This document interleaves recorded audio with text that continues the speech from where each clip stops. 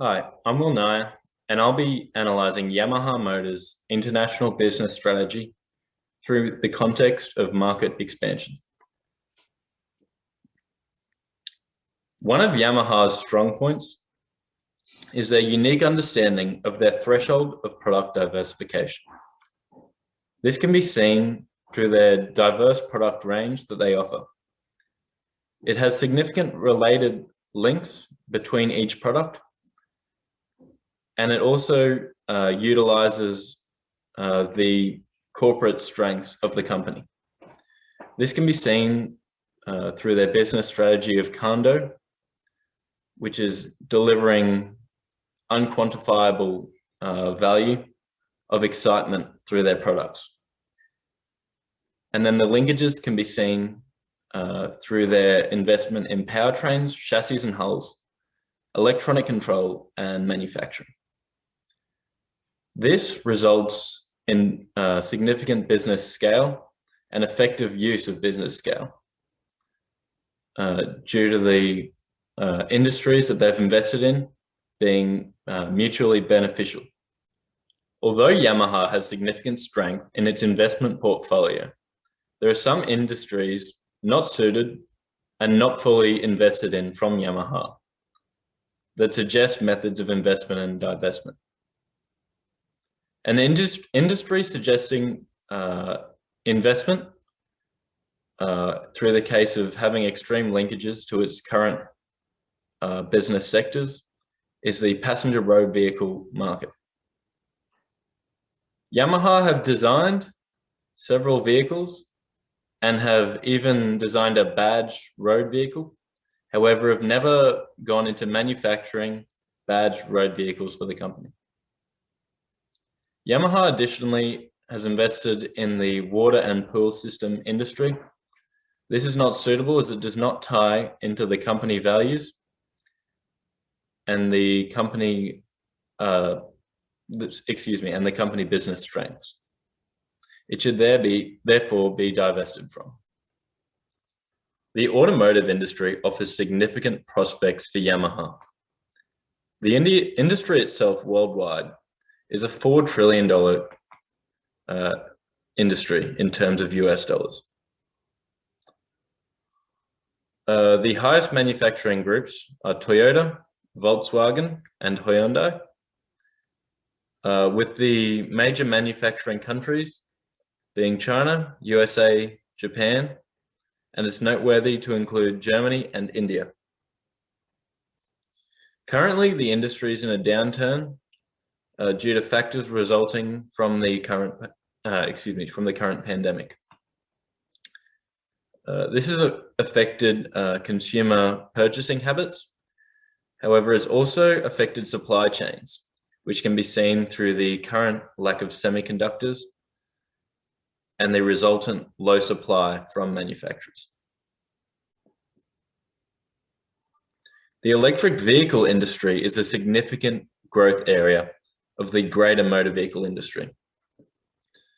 As seen on the graph, the majority of modern and developed countries are experiencing great growth in the electric vehicle market. This is seen through Europe, especially through the Nordic countries, China, and the US. The growth is largely driven through international emission standards, through government subsidies, and through competitive pricing, which is driving consumer demand. Despite the competitive pricing, companies are increasing in profitability, making it a profitable market to invest in. India is a limited access order country and is extremely underdeveloped, as can be seen by their Human Development Index value. The trend, however, of human development shows a gradual increase over time. This is partially due to their high GDP. Their GDP is mostly counteracted, however, due to their high population and high population growth. This results in a GDP per capita of just $1,900 US. Their high GDP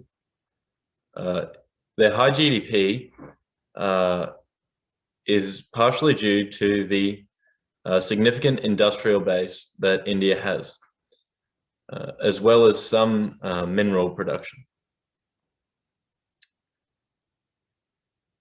India has similar cultural dimensions to Asia, with low independence and indulgence.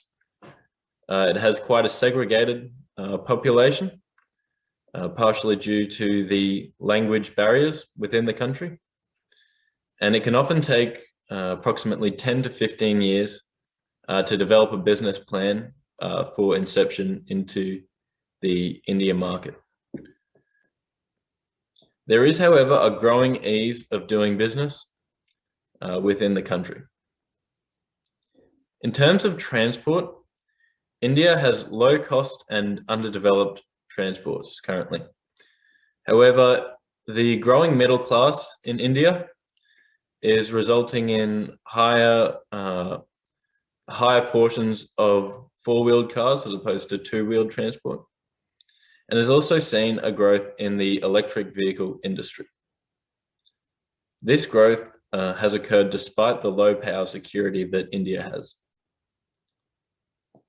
As can be seen by the Human Development Index, the US is a highly developed open access order country. It is the largest economy in the world, which can be seen through its GDP.